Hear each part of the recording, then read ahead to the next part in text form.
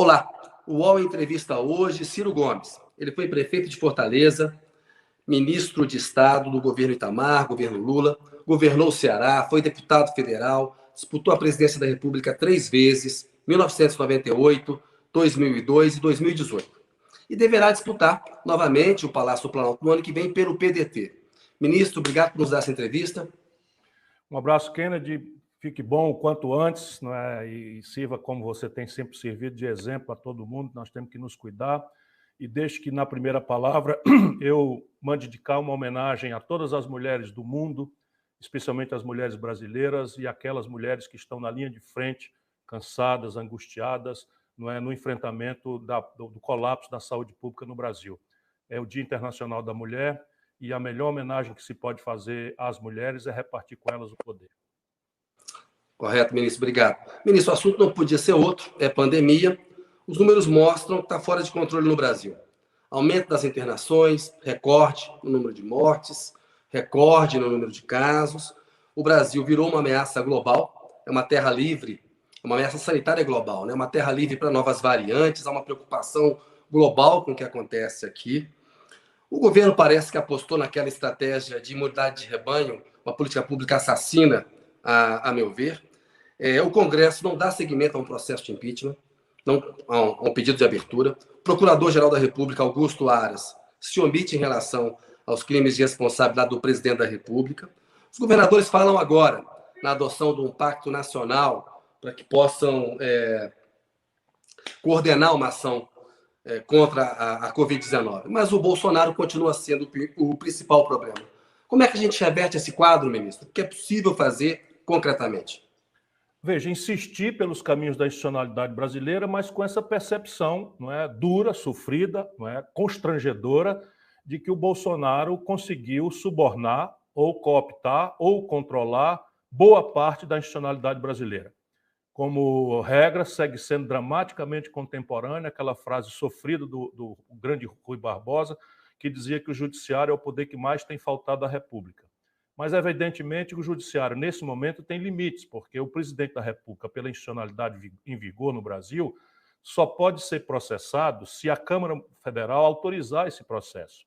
E, ainda que o Procurador-Geral da República, de forma, a meu juízo, cometendo sistematicamente o crime da omissão, né, o crime enfim, deu aqui o branco do nome, porque é um dos efeitos da Covid, mas é prevaricação o nome disso, que é quando uma autoridade tem o dever funcional e o Procurador da República tem o dever funcional, não é, e não está cumprindo esse dever funcional, e o ministro Aras, ou o Procurador-Geral Aras, está colocando em risco a biografia honrada dele.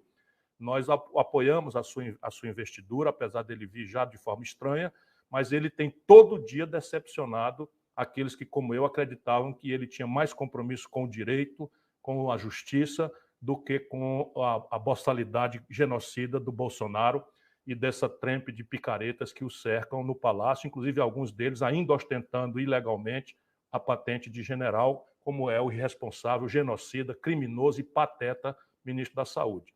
Isto posto, nós temos que continuar insistindo nisso, mas eu acho que nós temos que chamar em nosso socorro a comunidade internacional.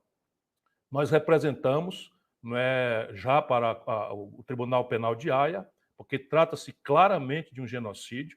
Não é? As comunidades tradicionais, por exemplo, quilombolas e indígenas, que têm um sistema imunológico ainda mais frágil do que nós urbanos, brancos e adaptados ao dia a dia das cidades, não é? E há um genocídio em marcha no Brasil. Não é que a pandemia tenha sido causada pelo Bolsonaro, mas a forma com que ele nega as evidências da pandemia, como ele constrangeu o acesso à saúde preventiva, quando ele mentiu como um charlatão, isso também é crime capitulado no Código Penal, prescrevendo remédios sem nenhum tipo de eficácia, quando ele ainda hoje, não é, manda um magote de picareta, entre os quais o seu filho, para Israel, e se deixam fotografar todos sem máscara no embarque no Brasil, para chegar de forma vergonhosa em Israel, todos de máscara. Esse picareta, que é o chanceler, também projetando uma imagem que enche e cobre o Brasil de vergonha. O lado bom, se a gente pode achar algum lado bom nessa tragédia, é que a comunidade internacional está acordando.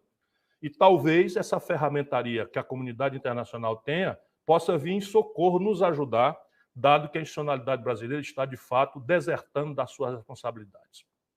Ministro, em entrevista ao UOL na semana passada, o Rodrigo Maia falou na abertura de uma CPI. Ele acha que pode ser um caminho. E aí me parece que há 2 episódios que eu queria que o senhor avaliasse. Um deles é do contrato com a Pfizer para a compra de 70 milhões de vacinas oferecido em agosto, que se tivesse sido assinado, já teriam sido entregues 3 milhões de doses para os brasileiros. Ou seja, menos gente teria adoecido e menos gente teria morrido. Um outro ponto é a White Martins, que pediu socorro logístico ao Ministério da Saúde para transportar oxigênio para Manaus. E a gente viu o que aconteceu lá. Pacientes com Covid e outros pacientes que necessitavam do oxigênio não tiveram esse elemento elementar, essa coisa elementar para poder sobreviver. Esses 2 casos concretos não justificariam uma abertura de CPI? E o senhor falou do Aras, um pedido de investigação do Aras, uma análise do Aras a respeito disso? Há um pedido de investigação do Aras sobre esse Palerma General Pazuello. Nós temos que dizer com alto e bom som que este é um Palerma que está desonrando o uniforme de Caxias. Só uma república de banana na qual eles estão transformando a nossa grande nação brasileira justifica um picareta como esse Pazuello ser da ativa, ocupando o Ministério da Saúde e pondo a sociedade brasileira nesse nível de exposição à morte e às irresponsabilidades. Eu estou com os documentos. O Senado Federal, por iniciativa do senador Randolph, né, já tem as assinaturas necessárias e suficientes para a instalação automática de uma CPI. O presidente Rodrigo está procrastinando o seu dever funcional, que é aquilo que eu chamo de cooptação, de aliciamento ou até de suborno, né, das instituições regulares do Brasil. Até quando ele vai fazer isso depende de nós aqui embaixo. A sociedade civil brasileira, o povo das Minas Gerais, de onde vem o Rodrigo, eu tenho um grande respeito pelo Rodrigo, e ele tem que saber que maior do que o seu compromisso com a cordialidade com o Bolsonaro, que eu compreendo, é até uma determinação da Constituição, a harmonia entre os poderes, a busca de uma relação de independência, porém harmônica, mas essa harmonia não pode se transformar numa conivência, né, numa cumplicidade com o genocídio. Portanto, esta CPI já tem as assinaturas suficientes e necessárias para ser instalada. Nada justifica, porque uma CPI em si não condena ninguém. Mas, uma vez instalada, nós vamos poder levar os documentos que nós temos. Eu tenho os documentos. Não é? O Bolsonaro foi avisado, não é, com muitos dias de antecedência, do colapso do oxigênio em Manaus. E é bom que a sociedade brasileira, que não tem lado, que não tem paixão política, põe a mão na cabeça e pense. 60 crianças recém-nascidas que estavam em UTIs neonatais foram assassinadas. E sabe como morreram? Sufocadas, faltando ar. Vou fazer aqui uma pausa, porque isso me leva a um limite de emoção que eu estou procurando compensar com luta, sabe? Mas imaginar uma criança, um bebê, morrendo por falta de oxigênio. A sua mãe, meu irmão brasileiro, seu pai, seu avô, o seu filho, o seu marido, a sua mulher, morrer por falta de ar, sufocado, porque estes canalhas fazem política toda hora, todo minuto, todo segundo, baseados em negacionismo, baseados em dividir a sociedade brasileira, baseados em explorar uma contradição que é terrível entre os que precisam desesperadamente sair de casa para trabalhar, senão vão morrer de fome, e aqueles outros que sabem que só o isolamento social é que pode prevenir essas coisas, porque o vírus é mortal, não tem nenhum remédio. Enfim, Ministro, isso tudo nos obriga a pedir às instituições ou amanhã reagir da forma como for necessário. No Paraguai, Kennedy, no Paraguai o povo perdeu a calma. Pois é. Aqui no Brasil, o senhor falou num ponto importante a respeito do Rodrigo Pacheco em relação à CPI. Não é hora de cobrar do Arthur Lira mais, cobrar do Rodrigo Pacheco mais, cobrar do Augusto Aras mais, ou seja, vocês estão sendo cúmplices com crimes comuns e crimes de responsabilidade quando o Arthur Lira continua sentado numa pilha de pedidos de impeachment. Quando o Rodrigo Pacheco não despacha a criação de uma CPI, que é isso que o senhor falou. É começar uma investigação e ver o que acontece. E o próprio Aras, que não toma as medidas. Eles não são cúmplices, ministro? Não se transformaram em cúmplices do Bolsonaro? sem nenhuma dúvida. E cada dia que passa, essa cumplicidade se torna mais e mais criminosa. E veja, o Rodrigo Maia, na minha opinião, eu disse isso para ele, cometeu um erro grave. Porque a percepção de que o impeachment não tem sorte, não tem chance de prosperar, vista de hoje, porque o Bolsonaro tem aí, comprou o Centrão. Na verdade, eu acho que o Centrão comprou o Bolsonaro. Aliás, acho não, eu sei disso, conhecendo a vida brasileira como eu sei. Não é? Se o Bolsonaro ainda tem aí 25%, 30% de apoio na opinião pública, apesar de todo o desastre econômico, do desastre social, do desastre de saúde pública, do comportamento de bandido, sabe, de não ter nem sequer um mínimo de respeito às 262 mil famílias enlutadas no Brasil. Pois bem, mas se abrisse a CPI, se autorizasse, uma comissão mista seria formada. Na hora que essa comissão mista fosse formada, o Bolsonaro imediatamente mudaria de conduta, porque ele é um frouxo, é um covarde. O Bolsonaro só é valente até a hora que a gente encara ele. Eu conheço o Bolsonaro, isso é um frouxo de longa data. Picareta, frouxo, bandido, é ele que corrompeu os filhos, as mulheres. Esse filho dele comprou uma mansão de 6 milhões de reais numa hora dessa. Significa, sabe o quê? Na cabeça deles, eles compraram as instituições. E aqui para nós, está funcionando para eles. Qual é a explicação para a quinta turma do Superior Tribunal de Justiça anular evidências flagrantes, documentadas, de que o Flávio Bolsonaro é um ladrão que desviou mais de 6 milhões de reais de dinheiro público na Assembleia do Rio de Janeiro? Fica a nossa mídia brincando, chamando de rachadinha, o nome disso é peculato. E comprar uma mansão, registrar num cartório a 70 quilômetros de Brasília, o cartório descumprir a lei. Veja onde é que estão os tentáculos de podridão das instituições brasileiras que o Bolsonaro está produzindo. O povo falou. Escuta, ele registrou a mansão em Braslândia, 70 quilômetros fora de Brasília, e não botou os itens que a lei manda que bote. Por exemplo, não tá na cara, a gente sabe.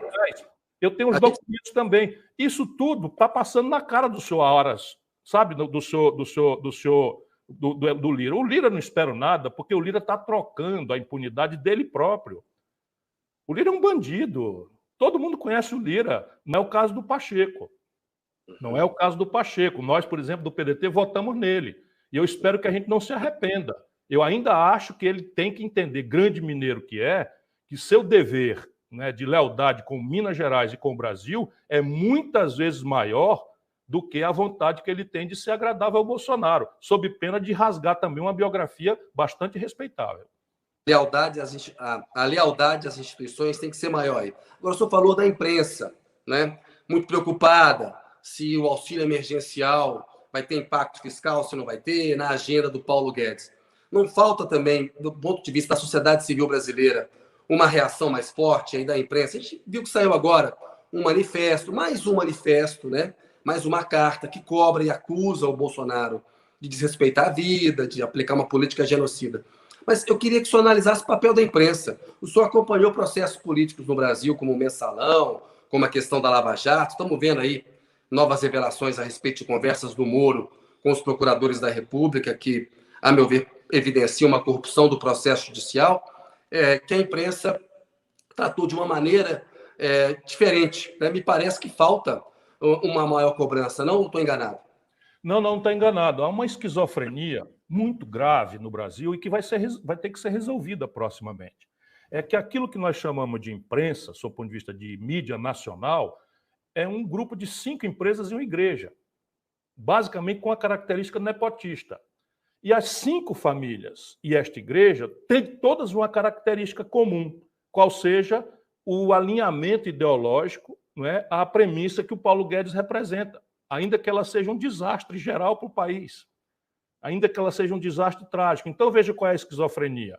Está todo mundo, porque tem maturidade civilizatória, né? Não é possível, podemos ser de esquerda, de direita, mas um pacto civilizatório, a premissa, né, dos costumes afins com a modernidade, com o respeito à diferença, com a tolerância aos desiguais, enfim, com a pluralidade do debate, isso daí é um compromisso que o Brasil reconquistou a partir da debacle do regime de 64.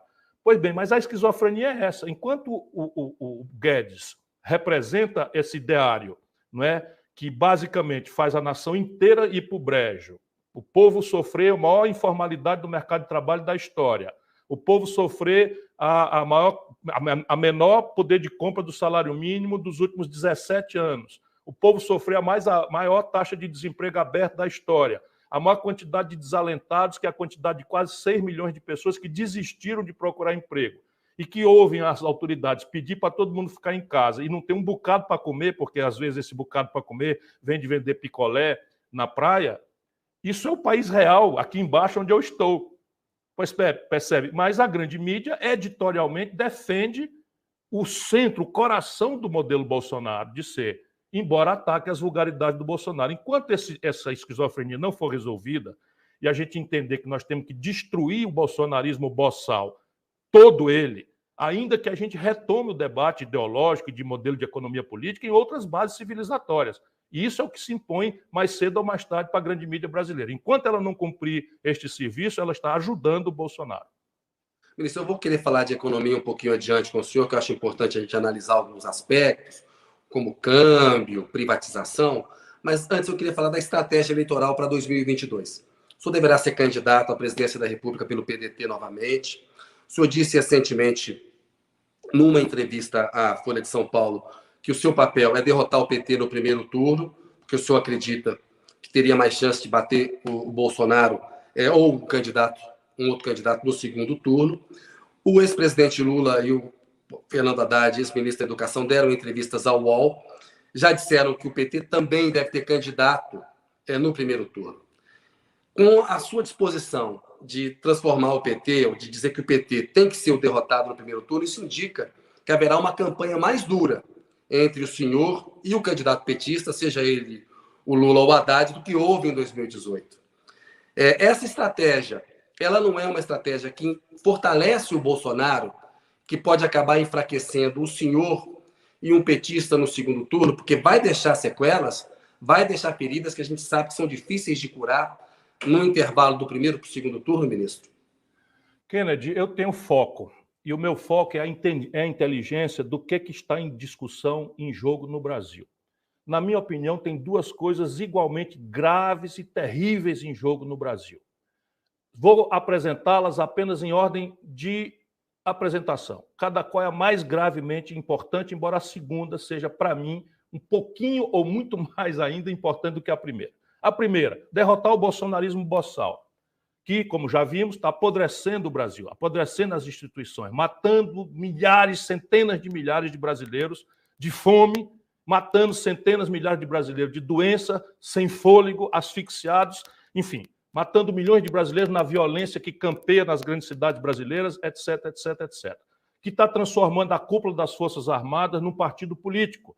Isso tudo tem transcendental repercussão, não é, para o futuro, que está destruindo a economia brasileira. Vamos refletir sobre isso logo mais. Então, a primeira grande tarefa, no foco das minhas preocupações, é derrotar esse bandido nazista, genocida, chamado Jair Messias Bolsonaro, e limpar a quadrilha dele das instituições brasileiras, o que vai dar muito trabalho.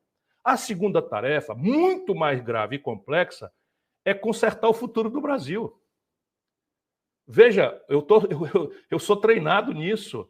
O buraco que estão produzindo, não é, na questão fiscal brasileira, o buraco que estão produzindo no ambiente de trabalho do Brasil, a destruição do tecido produtivo brasileiro, a desindustrialização mais grave da história do capitalismo mundial, enfim, o explosivo endividamento do setor público, o colapso do serviço público com determinadas institucionalidades exóticas que estão sendo transformadas, aquela esquizofrenia que eu falei, numa coisa aberrante, o teto de gasto em plena pandemia. É um negócio de absoluta maluquice, mas a tarefa de devolver ao Brasil uma condição de desenvolver, de construir emprego, de construir salário, de reparar a renda, de voltar à infraestrutura do país, qualificar os serviços públicos, salvar a nação brasileira da sua destruição, são os dois focos, tirar o Bolsonaro e construir o futuro do Brasil. Nesse sentido, a minha frase foi muito manipulada, mas estou acostumado, eu vou repeti-la porque ela está publicada, hoje a internet vem em nosso socorro. O que eu disse foi, para derrotar o Bolsonaro,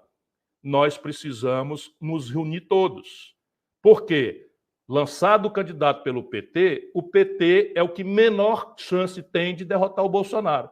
Se isto for verdade, que o PT é o partido que tem a menor condição hoje de derrotar o Bolsonaro, Então, a tarefa de nós outros, que vemos assim as coisas, é derrotar o PT no primeiro turno, supondo que Deus não nos dará a vênia, pela qual eu torço e rezo, de que nós tirássemos o Bolsonaro do segundo turno. Se nós conseguíssemos tirar o Bolsonaro do segundo turno, seria ótimo. Nós discutiríamos uma volta ao passado lulopetista ou um futuro diferente, uma experiência nova de um outro modelo de economia. Eu torço muito por isso, mas eu me baseio em evidências. Hoje, todas as evidências indicam que o meu cálculo está em linha com a melhor percepção da realidade. O Bolsonaro gostaria de enfrentar o lulopetismo porque acha que o lulopetismo é a força mais fácil de derrotá-lo. E isto me parece que ele tem razão, dadas todas as evidências, menos uma, para não parecer que eu não estou ligado e antenado em todas as evidências. A evidência de ontem, publicada no Estadão, de que o potencial eleitoral do Lula seria o único maior do que a do Bolsonaro neste momento. Ok, vamos considerar isso uma novidade. Deixa eu dar o dado para o internauta aqui, ministro. Deixa eu dar o dado para o internauta. Peço desculpa ao senhor, porque eu estou tossindo, aos internautas também. É uma pesquisa do IPEC, que é o Inteligência e Pesquisa em Consultoria da Márcia Cavallari do IBOP. Trabalhou no IBOP durante muito tempo. A gente sabe que pesquisa é uma fotografia do momento, que tem uma dinâmica de campanha que produz fatos. Então, a gente não pode analisar uma pesquisa hoje achando que vai ser o cenário de outubro de 2022. O que essa pesquisa diz?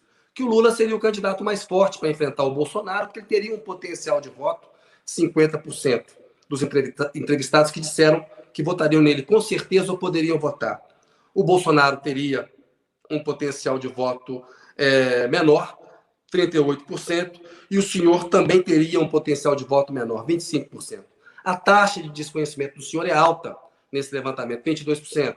A do Lula é baixa. Então a gente tem que analisar, ponderar esses fatores todos, mas é bom para o internauta ter aqui. Agora, se essa pesquisa for verdadeira, não, ela é verdadeira, claro, desculpa, mas se essa pesquisa estiver reproduzindo, né, toda pesquisa é verdadeira e é uma pesquisa séria. Eu me expressei mal, né? A gente conhece pesquisa e sabe que ela é um dado para nos ajudar a analisar a realidade. Vamos colocar as coisas como elas têm que ser. Fiquei contente de o senhor poder esclarecer a posição que o senhor esclareceu na pergunta anterior. A entrevista é para a gente esclarecer o internauta, a opinião pública brasileira, é o que o Brasil está precisando. Se essa pesquisa mostra que o Lula é o candidato mais forte, não faz sentido o senhor e o Lula analisarem eventualmente uma chapa, Lula e Ciro, Ciro ou Lula, ou a ideia de uma frente ampla, todo mundo tira nome agora, se constrói um caminho e todo mundo tenta ir unido para o segundo turno? Tem dois problemas aí, para não falar em três. O primeiro problema é que o Lula é inelegível. E não é inelegível por meu prazer nem por minha vontade. O Lula é inelegível porque ele, Lula, contrariando as minhas ponderações de velho professor de direito, fez entrar em vigor a lei da ficha limpa. O Lula tem várias condenações, não é só a do triplex. Eu sustento, como velho professor de direito, estou descrevendo apenas o primeiro problema, que o Moro é um idiota ambicioso, inescrupuloso e que semeou nulidades e que, portanto, o processo que condenou o Lula no triplex, na minha opinião, desde sempre, é nulo. E anulado, neste processo, o Lula voltaria a ter as franquias. O povo vai pensar que ele foi inocentado. Não, não é inocentado. Os atos presididos pelo juiz suspeito, e é bandido, o senhor Sérgio Moro, hoje trabalha por uma multinacional que está administrando a massa falida da Odebrecht, que ele quebrou, sabe, assinando pareceres escritos por outras pessoas contra interesses nacionais brasileiros em arbitramentos contra a Vale do Rio Doce na Europa, por exemplo. Hoje fica flagrante que o Moro estava a serviço das agências de inteligência e da polícia norte-americana. Daí se explica o que ele fez com a Petrobras. Ele arrebentou o interesse nacional brasileiro.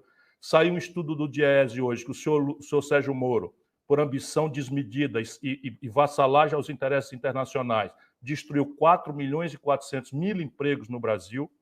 Isso tudo ele vai ter que pagar. Porém, o outro processo, aquele que fala do sítio de Atibaia, quem julgou não foi o Moro. Então nós vamos ficar assim, o Lula inelegível, a turma forçando a mão e ele lança o Haddad. O Haddad perdeu a última eleição que disputou em São Paulo, no cargo de prefeito, tirou 16% dos votos. Esse foi o homem que o Lula escolheu. E esse é um filme velho, nós já vimos o resultado. Então esse é o primeiro problema. Nós vamos ficar, o Brasil inteiro na ponta dos pés. Em nome de quê? esperando que a velha novela de 18, que deu nessa tragédia que deu, e que foi construindo caminhos impossíveis do PT agregar os outros. Porque se você olhar a plataforma digital do PT, os comportamentos do PT, a característica meio mafiosa do Lula de ficar calado ou dizer coisas diferentes e mandar toda a tropa dele atacar no particular, mostra o seguinte: o Lula não está nem um pingo preocupado com a sorte do Brasil. O Lula está preocupado em que o PT fique fora e não eleja os 50 deputados e não bote a mão nos milhões de reais do fundo partidário. Essa é a única explicação para o Lula. Esse é o primeiro problema. Repetir o filme velho, o Lula lança o Haddad lança o Lula, e o Brasil inteiro vai esperar 10 mil mortes, 30 mil mortes, 50 mil mortes, 20 milhões de desempregados, tragédia, destrói a Eletrobras, destrói a Petrobras, etc., arrebenta com a economia brasileira, entrega o Brasil ao estrangeiro e nós vamos ficar discutindo: o Lula é inelegível, não é elegível? Olha, esse filme eu já vi. Não contem comigo. Não contem comigo para esse circo mambembe, porque a tragédia brasileira não permite mais qualquer tipo de contemporização. Segundo problema, à luz do foco, derrotar o Bolsonaro e construir uma saída para o Brasil, é razoável que a saída para o Brasil seja voltar o lulopetismo ao poder? É isto, a volta ao passado de quem, tendo tido a oportunidade de ouro de governar com 14 anos, com popularidade que alcançou 86%, não ter promovido uma única mudança institucional na vida brasileira?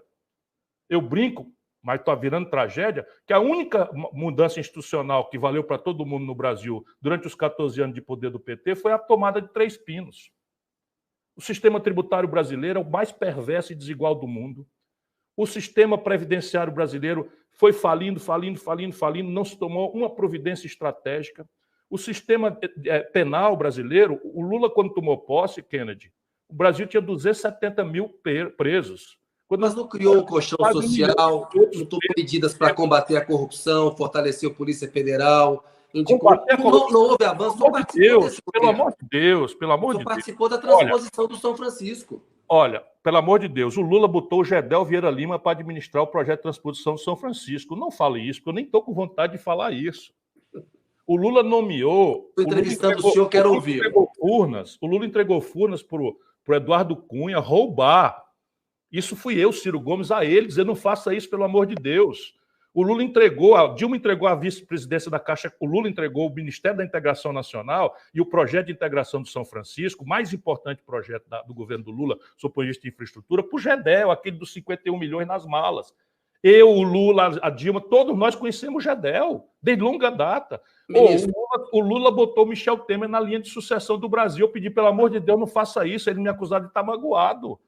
Peraí, o Lula entregou Furnas ao Eduardo Cunha, estou repetindo aqui. O Lula entregou a Transpetro ao Sérgio Machado. O Lula entregou $1 bilhão. O Sérgio Machado, sabe que era roubalheira de bilhões de reais, mancomunado com o Renan Calheiros. Eu acho que os erros foram enormes. Só um minuto. Não vamos falar disso. $1 bilhão de reais de contrato sem licitação na Petrobras para Eunício Oliveira.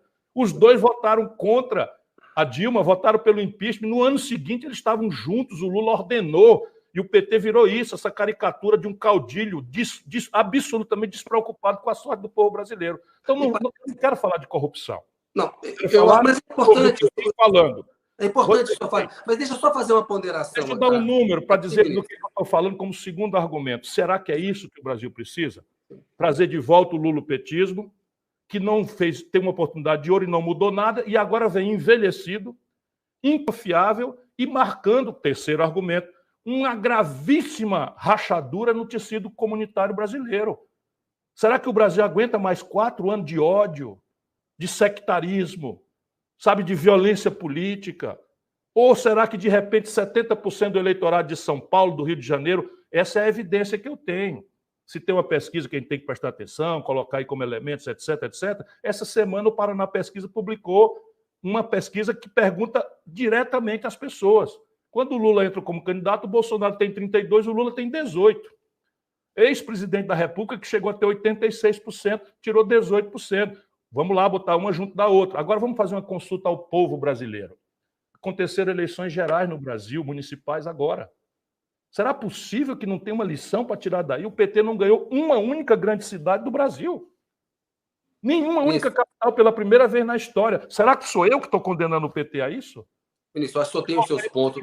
Humildade. Não só tem os seus pontos aí, acho importante que o senhor os esclareça e toque neles aqui. Há duas questões que eu quero levantar com o senhor. Há um questionamento sobre a sua estratégia eleitoral. Ao fazer essa crítica ao PT, o senhor afastaria um eleitor simpático ao PT que poderia votar no senhor, no momento em que a centro-direita e a direita, mostram os resultados das eleições lá no Congresso, se aproximaram mais do Bolsonaro. O Centrão foi de Alckmin em 2018, chegou a flertar com o senhor, mas foi de Alckmin em 2018. Agora, como o senhor bem disse, parece que o Centrão comprou o Bolsonaro, né? Não é o Bolsonaro comprando o Centrão. Há ali uma causa em comum, né? Exato. Nesse sentido, a estratégia do senhor, no entender de muitos analistas, até no meu entender, me parece uma estratégia que vai enfraquecer o senhor, porque o senhor está abrindo mão de dialogar com uma fatia do eleitorado. Porque a crítica ao Lula, pessoa física, ao presidente da República, ao projeto, é uma. Mas há um segmento do eleitorado que se sente representado por ele. Tanto que ele tem força e ele é um bom cabo eleitoral. Nesse sentido, o senhor briga com um bom cabo eleitoral, mas também não vai ter os votos lá da centro-direita e da direita. Essa estratégia do senhor não pode dar errado? Pode, completamente. Agora, deixa eu dizer para você, de novo, eu tenho me valido muito recentemente, né, de um verso dos Titãs. O acaso vai me proteger enquanto eu andar distraído. Então, o meu foco é tirar o Bolsonaro, não tem um minuto sequer da minha militância em que eu não lute. Agora nós entramos com uma representação no Supremo Tribunal Federal pedindo a interdição do Bolsonaro. Que é um caminho. Eu estou estudando, ver o que eu posso fazer, senão o meu coração vai estourar. Eu preciso lutar e é o que eu estou fazendo, cumprindo o meu dever, dando a minha contribuição, fazendo a minha militância. E tem o mesmo argumento que você deu, tem 25% do eleitorado que considera o Bolsonaro um mito. Essas pessoas estão cada dia me odiando mais, cada dia me odiando mais. E eu vou fazer o quê? Vou deixar de dizer que o Bolsonaro é um marginal, um bandido, um sociopata, um genocida? Não, esses 25% do eleitorado vão ficar zangadíssimos comigo, paciência. O acaso vai me proteger enquanto eu andar distraído e não há estratégia eleitoral que me iniba. Sabe, isso é uma história de vida, de cumprir a minha obrigação como me indica a minha consciência. Segundo, é muito claro que quem queimou a largada para não deixar que um diálogo amplo, recomendado, necessário, se nós todos estivéssemos pensando no Brasil, nós não tínhamos nada que ficar brigando entre nós. Nós tínhamos que estar todos sentados ao redor de uma mesa, discutindo basicamente o que aconteceu para o povo nos abandonar, numa proporção de 70% em São Paulo, 70% em Minas, 70% no Rio de Janeiro, não é 70% no Sul, 70% no Centro-Oeste, 70% no Norte. Isso foi o que aconteceu nas eleições de 18. Se a gente não entender isso, e não é para punir ninguém, sabe, é para a gente ter humildade e pedir uma reconciliação com o nosso sofrido povo, que afinal de contas é vítima de tudo isso. Então nós tínhamos que estar sentados ao redor de uma mesa, discutindo o que aconteceu para buscar o caminho. Um minuto só, terminando o raciocínio. Importante. Quem é o mais importante líder do campo progressista brasileiro? O Lula. Eu tenho humildade para reconhecer. O Lula nunca aceitou esta conversa. Nunca. Possível essa conversa? Pelo contrário, quando nós entabolamos... Eu gostaria de ter essa conversa até o Fernando Henrique veio. Até o Fernando Henrique veio e o Lula simplesmente censurou um manifesto que o mundo inteiro assinou, inclusive eleitores tradicionais dele, como Chico Buarque, no primeiro momento. O Lula esculhambou, dizendo que não era Maria vai com as outras. Você conhece o Lula, eu conheço bem o Lula. O Lula só pensa em si. O Brasil, depois de si, só pensa no PT. Depois de pensar em si e só pensar no PT, o Brasil vem em 15º lugar nas preocupações do Lula. Para a gente encerrar esse capítulo Lula, porque tem outras coisas para a gente falar na entrevista. Você que está me perguntando. Eu não, mas é importante, é importante. A primeira providência era sentar numa mesa, todos nós, e avaliarmos fraternalmente o que aconteceu, para buscar ao povo. Isso é possível. Segundo, não pode o principal partido da oposição brasileira chamar para a unidade e lançar um candidato fake. E esse candidato fake, ato contínuo, sair falando besteira na rua. Pois é. E é possível ainda que haja uma possibilidade, né? Que seja possível sentar à mesa para discutir uma frente ampla, ou só acha que isso está esgotado? Não, há pouco tempo atrás, por intermediação do governador Camilo Santana, aceitei, já não tendo mais nenhuma razão, nem sequer a crença de que seja possível, porque eu conheço muito essa gente de longa data. Eu, para eles, sou um herói quando lhes convém e sou um bandido, assim mesmo, nem respeito eu mereço. Tá tudo certo, eu me garanto, como diz o Gael, meu filho, eu se garanto, ó pai, eu se garanto, não tem problema, eu não preciso do reconhecimento do PT para me dar carteirinha dessa ou daquela ideologia e tal. Eu tenho 40 anos de vida, meus erros, meus defeitos, alguma virtude que eu possa ter estão acumulados aí para julgamento pelo povo brasileiro. Nunca cometi uma falha, nunca respondi por nada, né? Entreguei as missões todas que recebi, enfim. Mas repare, eu fui ao Lula. A pedido do Camilo, tudo certo, fui ao Lula. Tivemos uma conversa bastante séria. Dissemos tudo. Tudo que o Lula me falou lá virou merda. Desculpa, virou nada. Como ele está acostumado, ele enganou o Flávio Dino, ele enganou o Eduardo Campos, ele enganou a Marina, sabe? Ele enganou o Boulos. O que ele disse para o senhor que ele não cumpriu, que virou merda? Eu não posso devassar as conversas que nós temos. Ele disse para mim, eu posso devassar algumas do passado. Testemunhado por dona Marisa. Essa última que é importante. Que a mesma enganação que ele... ele nunca me enganou, porque eu sempre disse a ele que não era verdade o que ele estava dizendo. Ele cansou de dizer a mim várias vezes que eu era o candidato a presidente. Várias vezes. Muitas vezes. Nessa última conversa, o que o senhor pode revelar dela? Não, pergunte para ele, porque eu costumo, ainda que seja... Eu perguntei, ele não quis falar. Pois é, então, praticamente eu também não vou fazer isso. Foi uma conversa muito franca. Tudo que eu estou dizendo para você e para o povo brasileiro aqui, eu disse para ele com todos os S's e R's.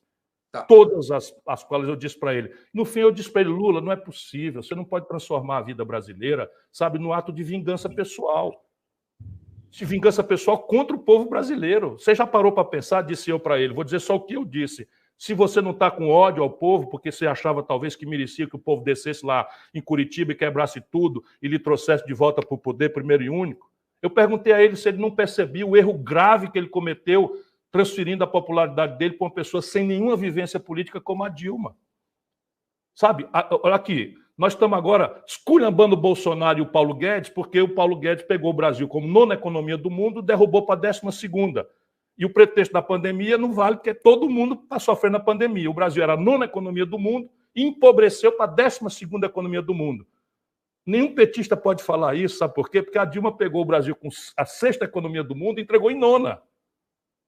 Nós estamos falando da desvalorização do câmbio. O Bolsonaro pegou o real a 3,70 e está com 5,74 no momento em que eu lhe falo. Não é? A Dilma pegou a 1,75 e entregou com 4.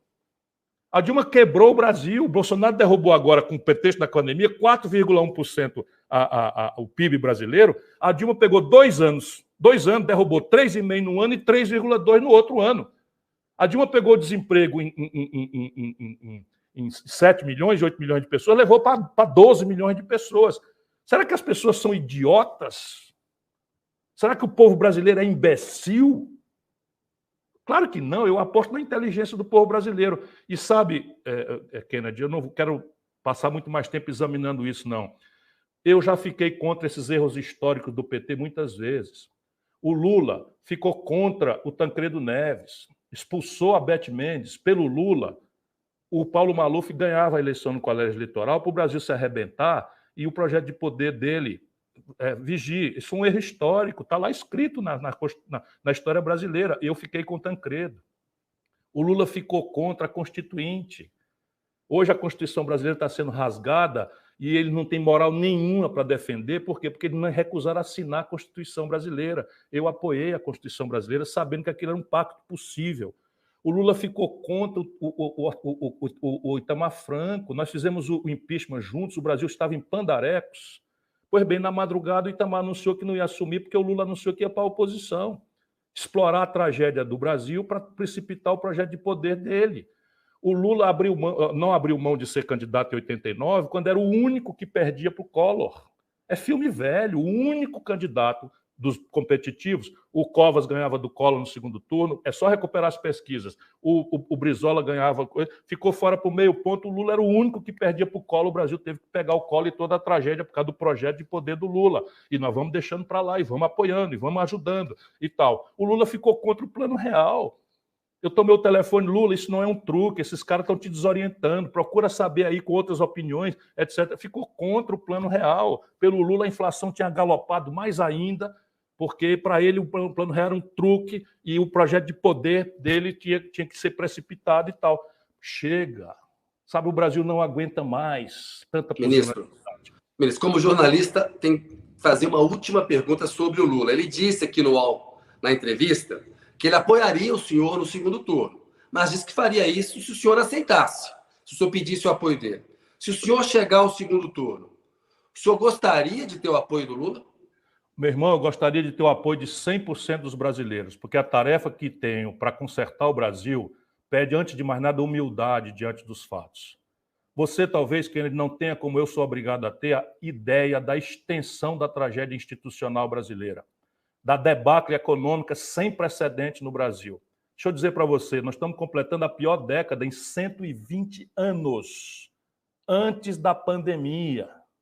Antes da pandemia, o Brasil completou a pior década em matéria de economia, emprego, salário, renda, aposentadoria, né, investimento, infraestrutura, saúde, educação. A pior década, 10 anos, em 120 anos de história. Dessa década, Kennedy, o PT é responsável por 6 anos de tragédia. 6 anos da Dilma, que foi o pior governo antes do Bolsonaro da história do Brasil. Você pensa que eu tenho prazer em dizer isso? Eu apoiei a Dilma. Isso não vale nada. Eu apoiei a Dilma, sabendo que a Dilma não tinha treinamento nenhum. Para a gente fazer justiça, a Dilma errou muito na política econômica, a gente lembra. Não conseguiu ter 1/3 do apoio do Congresso para evitar o impeachment. Errou na política também. Mas a gente tem que colocar nessa conta... Sabe onde eu estava nessa hora? Sabe onde eu estava? Apoiando a Dilma. Na antessala dela, escrevendo sugestões de como ela podia enfrentar o golpe que estava vindo. Não, me lembro disso e disse... A sugestão que ela aproveitou? Nenhuma. E sabe quem fez o golpe? O Senado Federal, presidido pelo Renan Calheiros e pelo Eunício Oliveira. Sabe com quem eles estavam alinhados? Um aninho apenas depois, com Renan Calheiros e Eunício Oliveira. E eu ainda tenho que dar explicação para essa gente? Não contem mais comigo nunca mais. Eu disse para o Lula que o senhor foi leal nesses momentos, no Mensalão e na Eles não compreendem essa palavra. Só para ser justo com a Dilma, porque eu acho que tem muita coisa que tem que ser colocado na conta dela, sim, e publicamente está tudo registrado o que eu disse a respeito disso, né? Agora, houve um papel que, a meu ver, não pode ser desconsiderado, de um boicote do Aécio e do Eduardo Cunha ela, aquela irresponsabilidade do Aécio de contestar 2014 da Lava Jato. Estou completamente de acordo. Estou completamente de acordo. Eu estava lá, denunciando tudo isso sempre. Nem sequer respeito eu mereço dessa gente, que hoje está alinhada ao Renan Calheiros e ao Eunício, para ficar em 2 elementos simbólicos do impeachment, que foi feito no Senado. Isso é o Lula, percebe? Como lá atrás o Haddad, que agora deu de classificar ideologicamente, se agarrou com o Maluf para se eleger prefeito de São Paulo. Eu não tenho esses problemas. Então vamos voltar. Quero agora uma análise do senhor. O Bolsonaro não pode dizer a mesma coisa, não? Que nós da oposição estamos partindo para cima dele, sem querer deixar ele governar e ajuizando todo dia a ação contra ele e tal. Ou esse não é o papel da oposição? Sim. Escuta aqui, meu irmão Cid Gomes, atual senador, era ministro da Educação da Dilma. Defendeu a Dilma e o Eduardo Cunha se sentiu ofendido. A Dilma se abraçou com o Eduardo Cunha. Não vamos revisar a história. Mal o Cid estava terminando o discurso defendendo a Dilma, o Eduardo Cunha para se solidarizar com ele. O PT e a Dilma pagaram o preço pelos próprios erros também. É justo. Não, quem pagou sabe quem foi? Não foi a Dilma nem o PT. O povo brasileiro, o país. É o Brasil. E eles querem que essa conta continue sendo paga pelo Brasil por tanta arrogância, tanta falta de humildade, tanta falta de compromisso nacional e tanta imundície. Porque se o Lula foi perseguido, eu não tenho a menor dúvida disso, os processos são nulos. O Sérgio Moro é um bandido. Dito isso, que nenhum petista jamais disse, e eu disse na data, não foi agora. Enquanto eu estava dizendo que o Sérgio Moro era um bandido, o Haddad estava dizendo que a Lava Jato tinha um papel importante e que falar em golpe era uma palavra muito forte. Está aí nos arquivos do UOL. Isso é o acomodatício. É o Fernando Henrique -1 que o Lula quer impor ao povo brasileiro. Por que ele não traz alguém novo? Alguém que tem êxito popular? Aí está o Jacques Wagner, que recebeu ordem para me atacar também, mas eu não mudo o meu conceito. Sabe, ao sabor das conveniências. Eu não tenho um chefão da máfia dizendo o que é que eu mando, o que é que eu não mando. Por que não bota o Camilo Santana? Por que não bota o Wellington Dias? Não, tem que ser alguém para repetir o fenômeno Dilma, que ele bota sem nenhuma experiência política para ele continuar mandando. E agora quer repetir o mesmo erro. O Brasil, meu irmão, não aguenta mais. Ministro, quero uma análise do senhor sobre as chances do Bolsonaro chegar ao segundo turno, se ele, de fato, é o candidato mais forte desse campo centro-direita, direita, extrema-direita, que é o que ele é, né? Ou se uma figura como o governador de São Paulo, João Dória, tem chance de chegar ao segundo turno, o apresentador de TV, Luciano Huck, que são os nomes que se apresentam como opções ali ao Bolsonaro, né? Se é viável um projeto do Moro, eu queria uma análise do senhor nessa linha agora. Olha, querido, o sistema de 2 turnos é uma sabedoria do legislador constituinte brasileiro. Porque o nosso país é um país muito dividido, muito fragmentado. Se você olhar essa minha entrevista, a repercussão que ela vai ter em alguns lugares do Nordeste é uma, e em alguns lugares do Sul é outra completamente diferente.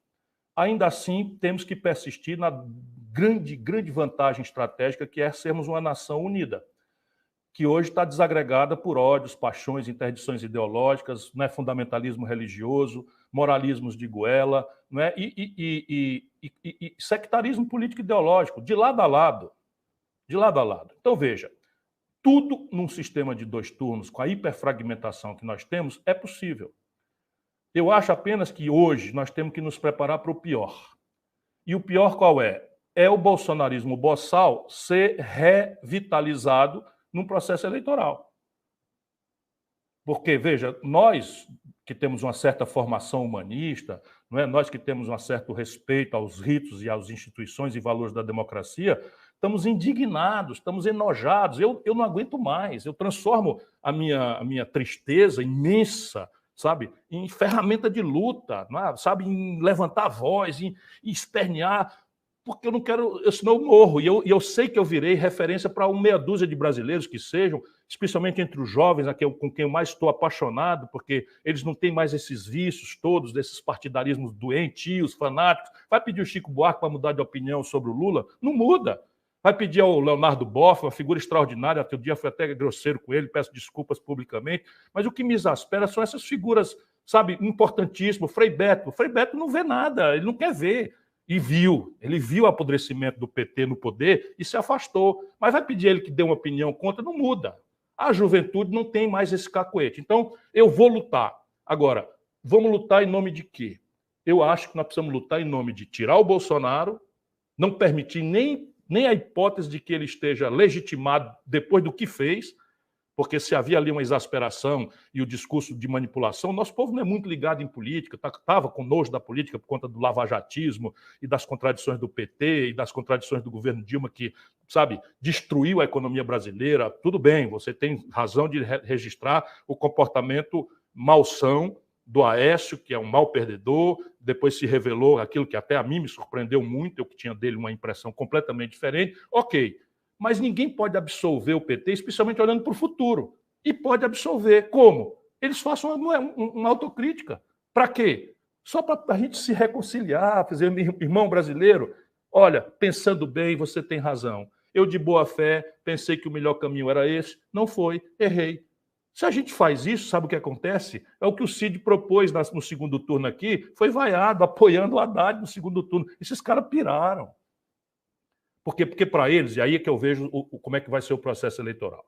O Brasil tem 25% de gente que é identificada, ainda que sejam valores trágicos, identificada com o bolsonarismo boçal. 25%. Está aí sabe, o imoral, está aí o novo rico, não é? Enfim, está aí uma série de coisas, o neopentecostalismo descuidado da vida da caridade, que é a grande lição de Jesus e tal. Esse tem 25%.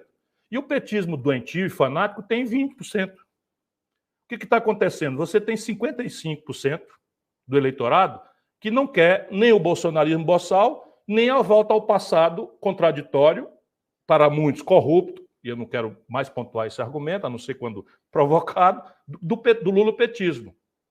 Isso é o que eu vejo.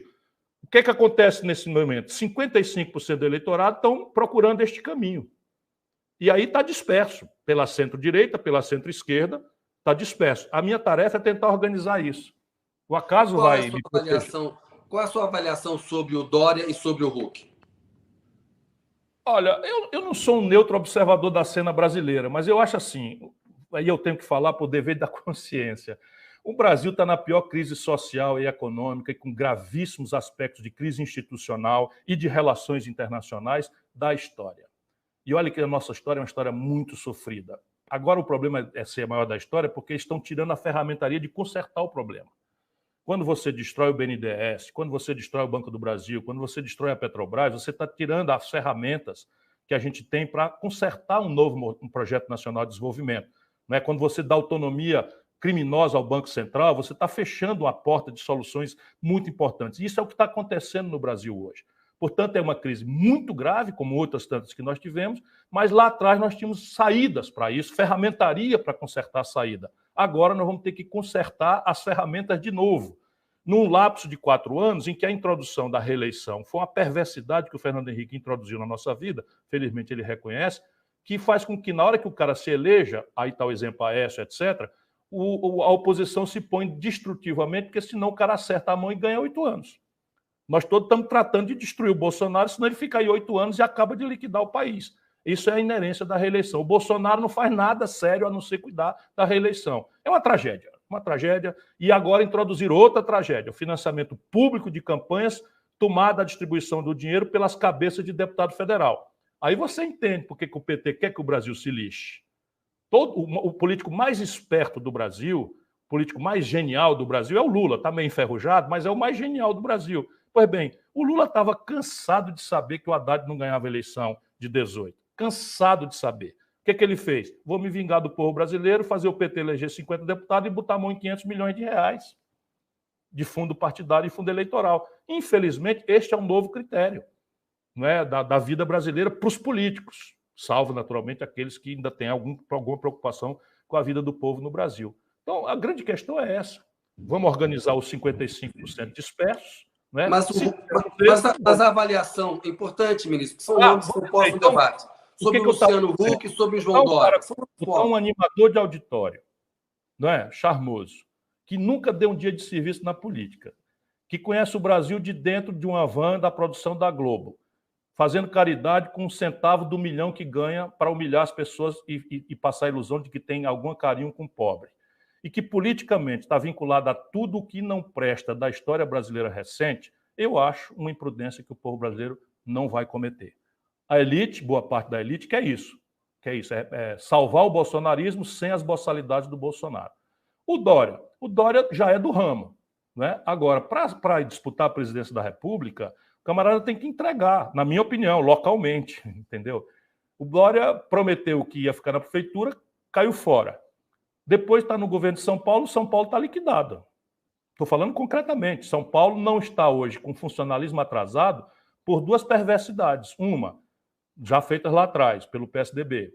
Uma, passou 8 meses sem pagar a dívida, com uma liminar dessas aberrações que se produzem ciclicamente no judiciário brasileiro. E quando a liminar caiu, eles pegaram a montanha de bilhões de reais e botaram para vencer no fim. Enquanto isso, o Ceará está com seu pagamento tudo rigorosamente em dia. Há 30 anos que ninguém fala aqui em atraso de nada. Segundo, mas o Dória acertou na questão da Coronavac, não? Apostar nessa política pública da saúde. Veja, será que é certo você fazer um palanque sobre este assunto? Será que é certo você que foi militante orgânico do bolsonarismo, mudou até o nome? Ei, eu tenho memória. O Bolsonaro, né, elegeu o Dória. Eu tenho memória. Se não fosse o Dória ter se agarrado com o Bolsonaro e ter trocado de nome eleitoral e se chamar a si mesmo... É o Bolsodória. Ele se diz hoje arrependido, que jamais votaria no Bolsonaro novamente. Aí, nós estamos pagando por esse mal. Eu não fiz isso. Foi para Paris. Eu voltei e votei. Mas a crítica em relação a Paris é que o senhor não se empenhou para valer na campanha do Haddad. A crítica é essa. Estou declarando um voto, mas não se empenhou. Nunca mais essa quadrilha conta comigo. E estou avisando de novo. Nunca mais essa quadrilha conta comigo. Quer dizer que eu não converso com o PT? Ô, Kennedy, o governador do Ceará é do PT. Sim, Camilo Santana. Ministro. Grande, extraordinário governador. Sim, foi reeleito agora com 80% dos votos. É um bom político, eu tenho respeito por ele. Costa do PT, o Rui Costa do PT, lá na Bahia, nós apoiamos. O Wellington Dias no Piauí, nós apoiamos. Sabe, pergunta qual é a minha opinião sobre o Eduardo Suplicy. Eu acho o melhor cara que tem. Sabe, me pergunta sobre os gaúchos, sobre o Tarso Genro, sobre o Olívio Dutra. Sabe, ministro, é tudo de primeira qualidade. Então, meu problema não é com o lulopetismo corrupto e desinteressado da sorte do Brasil. Esse ponto está bem marcado. Acho que o senhor tem os seus pontos. É importante que o senhor os registre. Estamos chegando aqui na parte final da entrevista. A gente tem um tempinho ainda. Eu quero falar de economia, mas antes, ministro, eu considero o senhor uma pessoa progressista. No entanto, o senhor tem criticado aquilo que o senhor chama de pautas identitárias, né? O Brasil é um país machista, violento, é racista, tem feminicídio. Minorias nunca estiveram tão ameaçadas como no governo Bolsonaro. O Ministério da Damares destinou a menor verba dos últimos anos para as mulheres, né? Não é um imperativo moral apoiar essas causas identitárias ou o apoio a essas causas identitárias enfraquecem um candidato progressista e dificultam a chegada dele ao poder, e aí vale a tática eleitoral. E se deixa o imperativo moral em segundo plano. O que o senhor tem a... Esclareça isso, por favor. Tenho 40 anos de luta e de militância. Não tenho o direito de me apresentar com a impostura da nova política e etc, etc. E aí eu tenho uma vida. Eu fui prefeito de Fortaleza em 1988, metade dos meus secretários eram mulheres. Eu fui governador do Ceará em 1990, metade dos meus secretários na prática eram mulheres. Muito mais do que a metade dos orçamentos, porque educação e saúde, que são os maiores orçamentos, eram 2 mulheres. Numa ocasião, prefeito de capital e governador. O PDT é o partido do movimento de diversidade mais ativo de todos. Foi uma ação nossa agora no Supremo Tribunal Federal, em que o ministro Toffoli nos deu uma liminar decretando a inconstitucionalidade da legítima defesa da honra, que é uma aberração. Não é? Nós, do PDT, temos o movimento para os negros, afrodescendentes, enfim, que tem lá o CAO, que dá nome à lei CAO, não é? O Abdir Nascimento. Qual é a grande questão que esse debate desonesto tenta fazer em relação a mim? É que o identitarismo não pode substituir a luta pela igualdade, pela superação da miséria, pela superação da desigualdade, da concentração de renda. Por quê? Porque isto é como os americanos querem tratar a questão. Então, ao invés de... Você tem claramente o Martin Luther King era um campeão da luta pela igualdade. O Malcolm X era um campeão da luta pelo identitarismo. Qual é a diferença? O Martin Luther King queria uma sociedade igual, em que todos tivessem direitos iguais, oportunidades iguais, e que pudessem ser protegidos nas suas diferenças, quais eu estou falando aqui da questão da negritude. O Malcolm X queria fazer a estigmatização e separar as populações. Eu sou mais Martin Luther King do que Malcolm X, para tomar aqui um exemplo de onde vem esse desvio de conduta. Na verdade, isso é europeu. O europeu, a esquerda europeia, perdeu a referência marxista-leninista, que era um projeto completo de superação da sociedade de classes, de superação da miséria, da pobreza, da desigualdade, em que as lutas pelos diversos fragmentos da sociedade tinham esse método revolucionário da luta pela igualdade de todos perante a vida, né? Inclusive radicalmente com a abolição da própria propriedade privada dos meios de produção. Quando isso se desmoralizou, parte da esquerda, que tem esse espírito generoso de solidariedade, refugiou-se nessas grandes questões. No Brasil, você não pode fazer isso, sabe por quê? Porque na hora que a gente chega numa eleição, se a gente falar em miséria, pobreza, desemprego, salário, caristia, que voltou como há muitos anos não tinha desde 94, é o menor poder de compra do salário mínimo vezes cesta básica nos últimos 17 anos. Se a gente falar nisso, 90% do povo nos ouve. Mas chega na véspera, você tem questões traumáticas, relativamente, por exemplo, à agenda das mulheres, aborto, e que colidem com a religiosidade daquele mesmo povo que nos ouve, quando a gente fala em desemprego, salário, posto de saúde que não funciona, eles se afinam conosco. Mas a direitona descobriu essa maravilha. Troca de debate. Ao invés de debater aquilo que o povão fica conosco, vamos debater assuntos que colidem com a moral popular, que colidem com a religiosidade do nosso povo. Esse é um e aí, só terminando o raciocínio. Resultado, a gente fica com belas ideias, fazemos um belo exemplo. Eu vou fazer uma provocação. A Márcia Tiburi foi escolhida pelo PT para ser candidata na sociedade mais sofrida do Brasil hoje, que é a sociedade do Rio de Janeiro. A turma recuperou coisas de um plano intelectual, onde ela é brilhante, ou pelo menos interessante, brilhante eu acho que é uma palavra que eu não deveria usar no caso, mas interessante, e ela faz simplesmente assim. A turma recupera, a internet é desse jeito, recupera ela fazendo uma longa apologia do cu, me perdoem, entre aspas, e botam na televisão.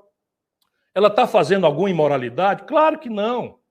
Ela está fazendo ali um esforço, não é, de intelectual, de estabelecer um limite de transgressão do moralismo, do quadradismo, não é, em que a sociedade criptoconservadora se impõe. Mas ela foi candidata a governadora. Resultado, coitada. Não é? Ninguém deu bola para a proposta que ela tinha de saúde e educação. Ninguém teve a menor ideia do que ele ia fazer com as milícias que infernizam a vida do povo do Rio de Janeiro, não é? E que o Freixo é o grande corajoso. Sabe o que ela fez? Ela faz uma declaração para entender a lógica do assalto.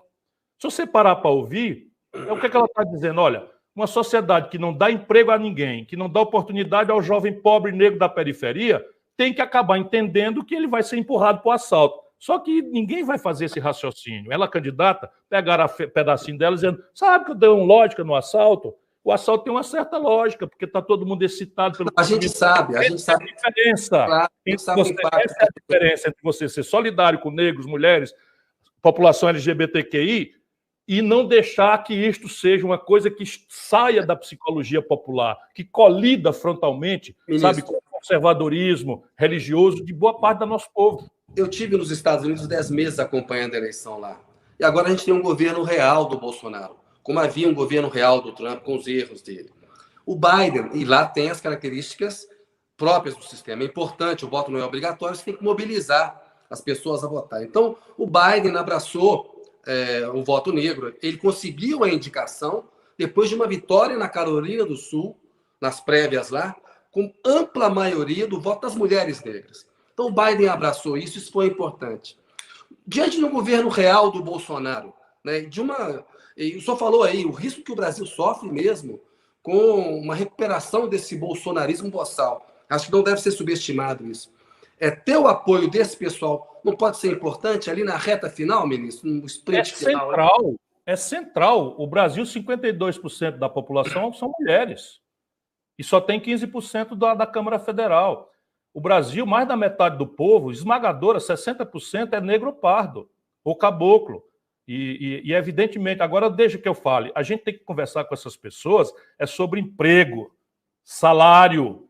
E aí eu tenho algumas alegrias. Não são por minha responsabilidade, mas o Ceará é um lugar onde as pessoas podem observar se tem coerência entre o que eu falo e o que eu andei fazendo quando tive a oportunidade. Porque acho que é isso que a gente tem que fazer, ao invés de cair em lambança. Então, veja, saiu hoje... Vamos economia agora, então, para o Dia Internacional das Mulheres, só um dado. Saiu hoje o seguinte, o segundo estado brasileiro onde a diferença entre salários entre homens e mulheres no Brasil é o Ceará. Então, é o Amapá o primeiro, em que as mulheres têm uma diferença, mas é a menor, e o Ceará em segundo.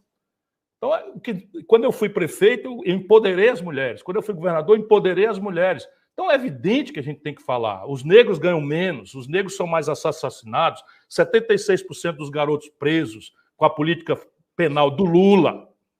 Com a política penal do Lula. Porque não é culpa dele. O Márcio Tomás Bastos resolveu adaptar no Brasil essa guerra contra as drogas que os norte-americanos fizeram. Tem aí uma série de assessoramentos, de convênios, e implantamos a política norte-americana aqui. Resultado prático, saímos de 260 mil para 1 milhão de presos em números redondos.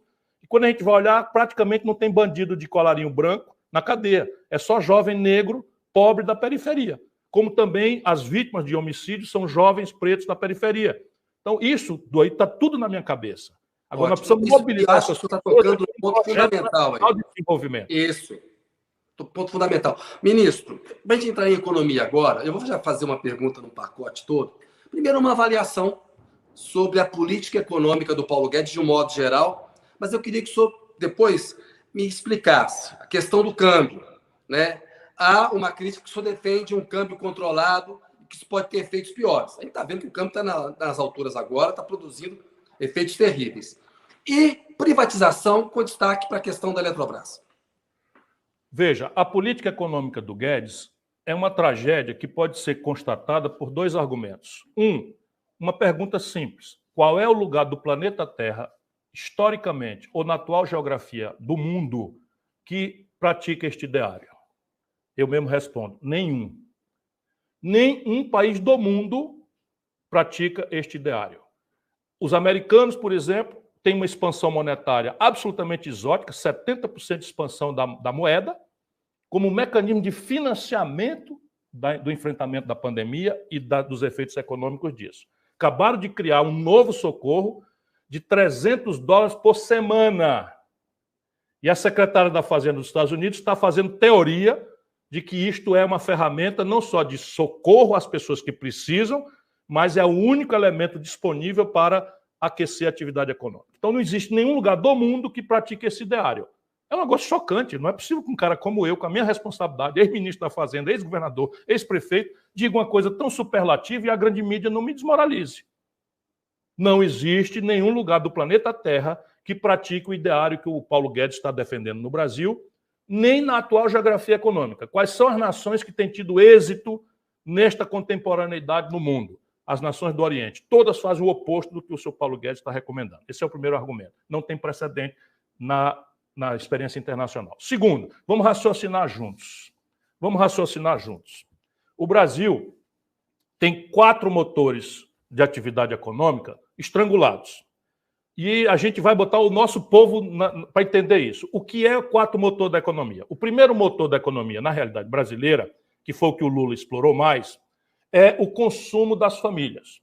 Óbvio, ninguém precisa ser economista para entender. Se o camarada, a família consome, o comércio vende mais, contrata mais gente, encomenda mais da indústria, que encomenda mais da matéria-prima, e todo mundo contrata mais gente, e o país arrecada mais, porque vendendo mais tem mais imposto, etc, etc. Então, o consumo das famílias é a ferramenta número 1 na crítica à sociedade desindustrializada do Brasil. Como é que vai o consumo das famílias? Ele é uma variável de renda e crédito. As duas variáveis estão colapsadas. E isso foi evidenciado. Com o socorro emergencial, nós deixamos de cair 9% da economia, que era o que estava previsto pelo Fundo Monetário Internacional e pelo Estudioso, para cair 4,1%. E o Bolsonaro, na hora que a pandemia toma a maior gravidade da história dela, desde março passado, suspendeu a coisa. E agora o Paulo Guedes quer voltar com um negócio ridículo, criminoso, de R$150 para uns e 375 para outros, por apenas 3 meses. Isso aí simplesmente... O colapso do crédito. Quem começou isso foi a Dilma, desculpa, e são números. Aquilo que o Lula fez de expandir o crédito de 15% do PIB para 55% do PIB, virou inadimplência. Virou nome sujo no SPC. Só para você ter uma ideia, milhões de garotos estão com nome sujo no SPC por causa do FIES. Então, quase 100 milhões de brasileiros estão inadimplentes. 6 milhões de empresas brasileiras estão com nome sujo no Serasa, na antessala da quebradeira. Então, o consumo das famílias está colapsado. Segundo motor da economia, o investimento privado. O Brasil está vendo a Ford ir embora, a Sony fechar, e o Paulo Guedes dizendo que o capital estrangeiro vai investir no Brasil.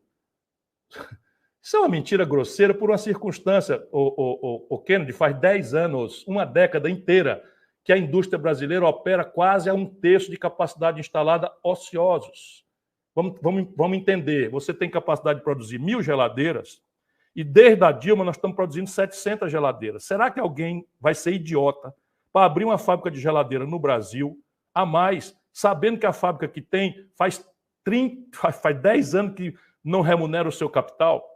Então o investimento privado não vem porque a capacidade instalada ociosa é gigantesca e não vem porque a inadimplência do setor privado é o maior da história. Já falei, 6 milhões de empresas inadimplentes. O terceiro motor é o investimento público. Investimento público é assim, o governo vai lá e faz um conjunto habitacional, faz uma ferrovia, faz um porto, faz um aeroporto, faz moradia popular, faz saneamento básico, etc. Nós estamos no menor volume de investimento da história do Brasil.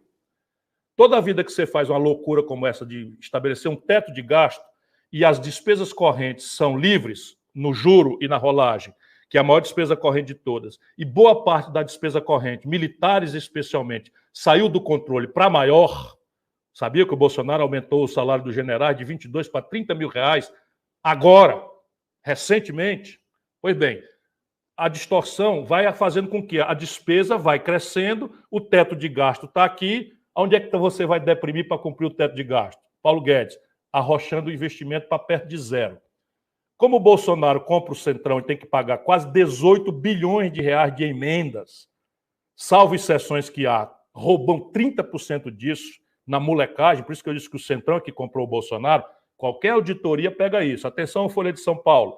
É moleza esse escândalo. Pegar as emendas que saíram aí e cotejar com os preços unitários da Fundação Getúlio Vargas, vocês vão ver a extensão dessa roubalheira ante o silêncio comissivo da nossa grande mídia e, pior, a omissão do seu Ministério Público. Atenção, senhor Aras, isso aqui é uma notícia crime potencial. Pois bem, não vai acontecer nada porque o Lira acabou de ser absolvido ad limine, sem investigação, porque tem um acordão por trás dos panos acontecendo. Só vai preso esse babaca desse camarada que só tem bíceps e não tem cérebro. Não vale a pena nem falar o nome. Terceiro motor colapsado, investimento privado, público. O quarto motor é o comércio exterior, que é você fazer o investimento direto estrangeiro ou ir, não é, lá de fora vir para o Brasil, não é, mais renda do que aqui. Aqui nós estamos com o câmbio numa posição que favorece a exportação brasileira. Mas olha o que aconteceu com o Brasil. No momento de câmbio favorável para a exportação, o Brasil teve o pior volume de exportação do setor industrial desde 1974. Ô Paulo Guedes, pensa que eu não estou acompanhando os números? Faz 47 anos que o Brasil mede o número, a pior exportação. Por quê? Porque a desvalorização do câmbio foi feita sem nenhuma contrapartida em política industrial e de comércio exterior. Então, repare, os 4 motores de atividade econômica estão colapsados. Então, onde é que vai vir crescimento? É uma década perdida, porque não é o Bolsonaro que inventou esse modelo, não. O lulopetismo deu status de esquerda a esse modelo, que foi criado pelo Fernando Henrique Cardoso e que, de vez em quando, tem um ciclo de consumismo que é baseado em preços artificiais. Está encerrado daqui a pouco, ministro. Pois não. Dá uma acelerada aí. Eu nunca propus encerrar daqui a pouco, mas fale sobre a Eletrobras, sobre o câmbio rapidamente, e a gente vai para o pinga-fogo. Nenhum país do mundo sério privatiza seu regime de águas, muito menos entregando ao estrangeiro. E eu quero anunciar solenemente que se o Bolsonaro cometeu o crime de entregar o regime de águas do Brasil ao capital estrangeiro e ao capital privado, eu vou nacionalizar de volta. Aliás, quero repetir aqui, tudo que for indústria de petróleo e tudo que for energia permanecerão no meu governo, nacionais e estatais. E isso é solene compromisso que eu assumo com o povo brasileiro. O senhor já respondeu algumas vezes, há muitos anos, quando nós fizemos entrevistas e tal, mas o senhor sempre tem uma resposta nova. Vamos lá, estamos encerrando aqui a nossa entrevista. Uma palavra rápida, 1 ou 2 palavras. Getúlio Vargas. É o maior estadista da história brasileira e tem contradições importantes que têm que ser amadurecidas, porque o homem é ele e o seu tempo. Juscelino Kubitschek. Sem dúvida nenhuma, é o segundo maior estadista da história brasileira, logo depois de Getúlio. Jânio Quadros. Um louco irresponsável. João Goulart. Um bem-intencionado que não teve e não teve lucidamente vontade de dividir a nação brasileira e de assistir eventualmente a um conflito sangrento, em 2 ocasiões. Em 61, quando foi tentado contra ele o primeiro golpe, o Brizola levantou-se em armas no Rio Grande do Sul e ele, ao chegar, né, causou incompreensões ao Brizola porque preferiu aceitar a solução absurda, porém conciliatória, do parlamentarismo. E depois, em 64, quando mentiram que ele tinha se evadido do país, ele podia ter levantado o povo brasileiro para resistir, porque o povo brasileiro, os jovens precisam saber. O João Goulart, quando aconteceu 64, hoje tudo é documentado a serviço dos interesses norte-americanos pela Guerra Fria que estava acontecendo no mundo, o João Goulart tinha quase 60% de aprovação no Ibope. Ditadura militar de 64. Uma parte, né, os oficiais que não tinham informação acreditavam mesmo na propaganda anticomunista e na denúncia de corrupção do Jango. A esses eu considero equivocados. Os outros não. À luz dos documentos que eu conheço, eu os visitei, qualquer brasileiro pode fazer isso. Na Biblioteca do Congresso Americano, eles guardam, inclusive, gravações que foram desclassificadas de serem secretas. Não é? O Lyndon Johnson, lá atrás o Kennedy e o Lyndon Johnson se acertando, Vernon Walters, Lincoln Gordon, todos são personagens e havia um porta-aviões armado até os dentes na costa do Espírito Santo, pronto para desembarcar estrangeiros no território brasileiro com a conivência da alta cúpula do Exército do Brasil. E o IBAD fazia o financiamento com dinheiro estrangeiro de campanhas e da propaganda, né, aqui no Brasil. O que relativiza isso é que o mundo estava vivendo um creio morre.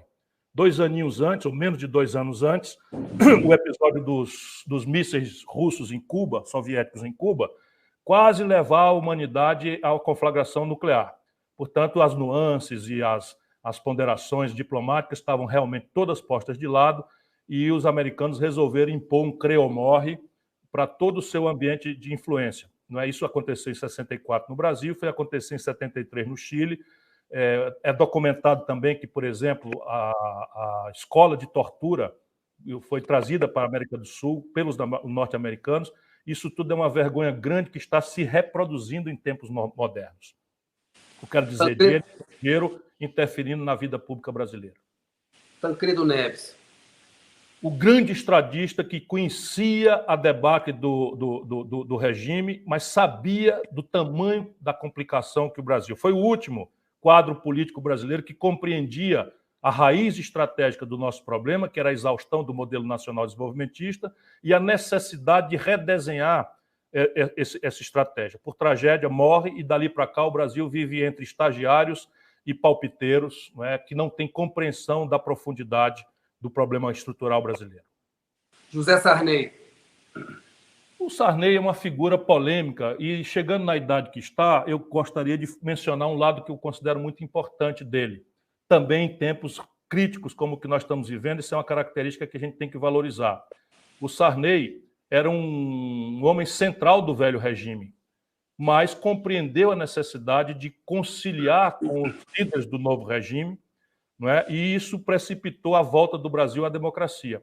Sofreu o pão que o diabo amassou no governo, não tinha nenhuma capacidade de governar, foi tutoriado pela prepotência do Ulisses Guimarães o tempo inteiro, mas conseguiu manter o país, não é, em ambiente democrático, conseguiu pacificar, né, a questão militar, que naquela época ainda era uma questão que a gente não sabia se estaria resolvida ou não. E aqui volto a dizer, no colégio eleitoral, não é, que elegeu o Tancredo com o Sarney, o PT ficou contra. O Lula determinou que eles ficassem contra. Fernando Collor de Mello. Isso é um aborto que aconteceu na vida brasileira. Itamar Franco. Grande e extraordinário brasileiro. Criou um ambiente para encerrar 30 anos de negociata na inflação, que agora estão reciclados no juro alto. Fernando Henrique Cardoso. De novo, eu estou com muita vontade de somar tudo que eu puder somar e fico olhando. Ele agora está dizendo que cometeu um erro grave quando introduziu a reeleição no Brasil. Ele agora disse que errou quando votou em branco e não votou no Haddad. E isso significa que talvez ele esteja disposto a olhar para o futuro. Mas as pistas que se tem são da renitência dele, né, com esse elitismo irresponsável, porque parece que ele é o grande mentor da candidatura do animador de auditório. Lula. É um grande brasileiro que lambuzou-se no poder e perdeu a noção histórica e agora resolveu descer para a miudice mais reles. Só atenta contra uma biografia extraordinária. Dilma Rousseff. Eu acho que é outro aborto que aconteceu na história brasileira. Michel Temer. Isso é um bandido. Inacreditável é que o Lula tenha posto esse homem na linha de sucessão do Brasil. Jair Bolsonaro. Esse é um patife muito perigoso. É um patife genocida que nós temos que cerrar fileiras contra ele. Ciro Gomes. Um sonhador com o pé no chão. Ministro, agradeço muito a entrevista do senhor aí. Kennedy Alencar, se cuida. Se cuida. O senhor também, se cuide aí. Obrigado. Agradeço ao pessoal. Para todos. Obrigadão, ministro. Agradeço ao pessoal que acompanhou a entrevista. Vamos ter umas próximas aí. Bom dia a todos. Muito obrigado. Até uma próxima.